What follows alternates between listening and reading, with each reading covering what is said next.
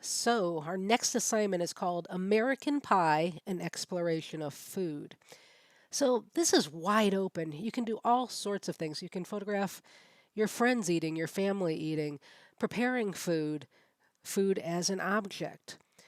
Food is everywhere. We go to the store, we drive down the street, we see restaurants, we go to farmers markets. Those are all places that you could explore. You could take a documentary approach and photograph food in action, people buying, people creating, people eating food. You could set things up, such as this Campbell soup can, um, kind of a ripoff of the Andy Warhol soup cans, but hey, I'm okay with that. You could photograph oddities that you find in the grocery store food aisles. I don't know, spam with bacon comes to mind, but just go out and have some fun. And there are no limitations. If there's somehow food tied to the image or it's tied to making food, Williams Sonoma, for example, all of the appliances and the tools in there, you could do still lifes of spatulas and knives and whisks. Just have fun, think outside of the box, or create a box and photograph everything within it. It's up to you. So let's take a look at some images. We all joke about food in Instagram, and that's where this image went. Here's a few that I pulled off the internet. I just love the idea of these sprinkles or jimmies, whatever you call them from what region you're in, filling the frame. It's just a colorful chaos. Same thing with these jelly beans, but not quite as appealing when we're looking at crawfish. But an approach, fill the frame with the item. I myself love to photograph beverages. So I think the next few are ones that I took. Here's one I took down in New Orleans. I love to document where I've been by what cocktail I may have had in the restaurant or bar that I had it in.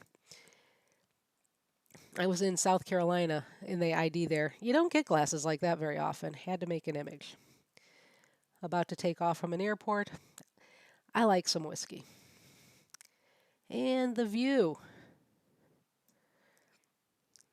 A nice sippy drink down in Santa Fe. Here I am in town at the Cosmopolitan.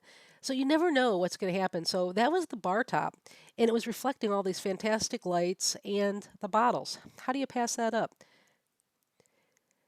Right down the street from the college, that is at Dave's Famous Barbecue at the end of the night. Who knew that they put little caps on their drinks? I found there to be quite a bit of humor there. A drink flight. Playing with the cards so I know what it was to remember it by and to be able to share that with people as well. Now, last week we looked at some fabulous bodyscapes by Carl Werner, and these are some of his landscapes made up of food.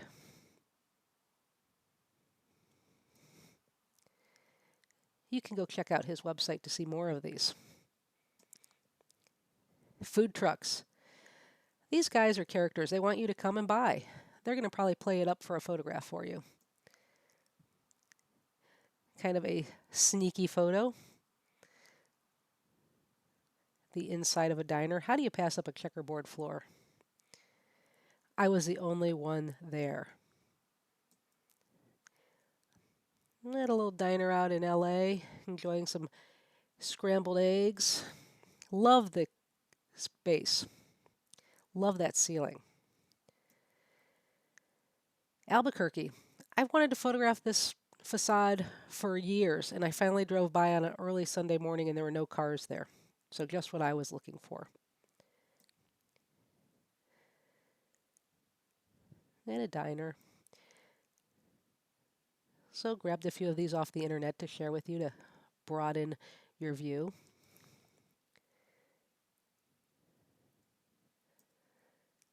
A good eat sign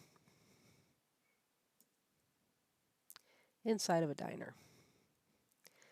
I love these places where you get to see behind the scenes. Does anyone know where this is? It's here in town. The Bluebird Cafe, people lined up to get inside for dinner and music. Tells a story. Hot dogs on a stick. I don't know. I just love the building, even while driving. Another spot I had to stalk to get that shot without a car in the front. Well worth the time. Not the best breakfast spot.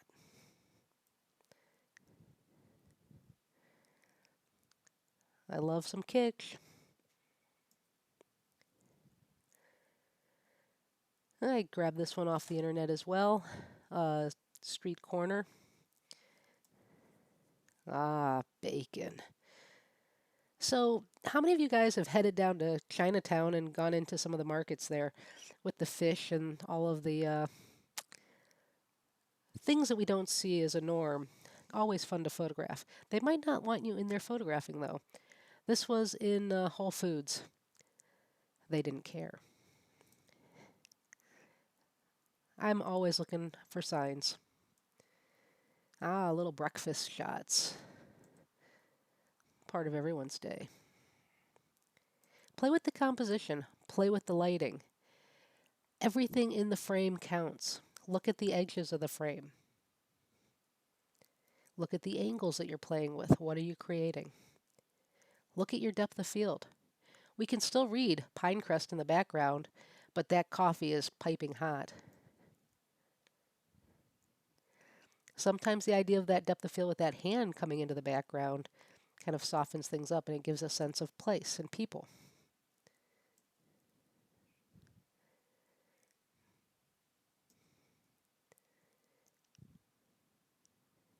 A still life. Mmm. Some nice cooking.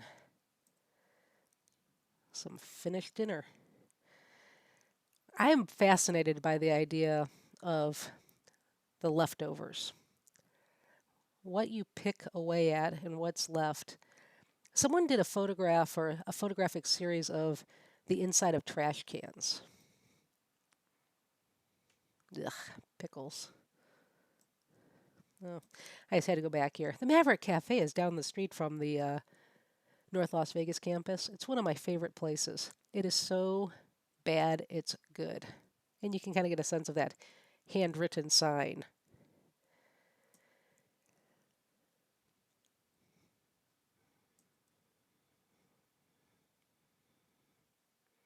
Edges. Every edge matters. Sense of place. Mmm. Oh, look at that bacon. Makes me want that sandwich. I couldn't pass that up. This is a shot that I made. They flipped the bar open and to walk through, and this was on the underside of the bar. Had to make an image. Play with some setups. Look for interesting backgrounds to place food on. I love these papers, these wallpapers, oilcloths, things like that. Um, Great fun.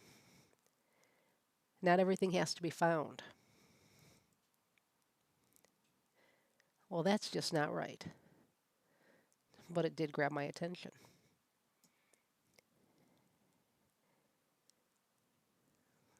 A diptych. I love how the fruit is mimicking that texture of the paint. These are shot on a light box. So light is coming up from below these. So the camera's directly overhead. Yummy. Beautiful photos. I love things gridded out. That's something to think about as well. Fours, nines. A simple setup on a table. That's just a piece of paper in the background. The little fold adds to this image, to the composition. If it were flat, it would get kind of boring. It's creating more shadow. And then the little stems, each pulling us back into the composition. That was thought out.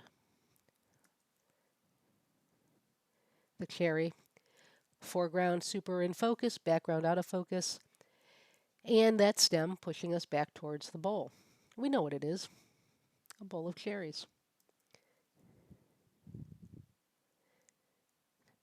Very shallow depth of field pushes us to the foreground, but it's not so tight that it doesn't give a sense of volume because of that open top where there's not a lot of information. But it's not flat white. There's tone in the one corner. You get a sense that there might be something back there. Depth of field, play with it. Okay, a donut in a pool. What could be better? A little in action work, photographing the chef at work. An old school photograph, I just couldn't help but grab that one. A little more work in the kitchen. Depth of field once again, showing off the creation. Ah, what we love to do, a little iPhoneography of our food. I love that it's popping up in that camera. Most of the time, people putting food in their mouth is not a great photograph, but this one works. Something to think about. You don't want your subject to feel uncomfortable. You don't necessarily want to gross us out, but maybe that's the concept, to gross us out.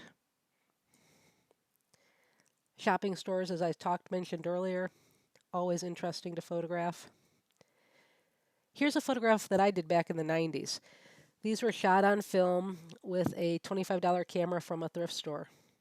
I could only photograph at night with a flash with this camera because the shutter stuck. Same camera, indoors. Thanksgiving. I shot this camera for many years. This was another year. Our great Aunt Joyce checking out the turkey. Sitting by a nice window, enjoying a coffee with a friend at the store. Do they even make alphabets anymore? Last fall in New York City, they had a food truck. This guy was waiting in line. Things are happening. I love the activity of this image. And I believe this is the last photograph I have. This is one of the world's most expensive photographs. It was done by Andreas Gursky. Look him up. It sold for, I don't even know what it sold for, millions and millions of dollars. It's a huge photograph, like 8 or 9 feet long, mounted on plexiglass. It's absolutely stunning. There were only 3 of them created, but it's the food aisle at the 99-cent store or the candy aisle. So think about it. You could make millions. Go have fun. There are no limitations. Play, play, play.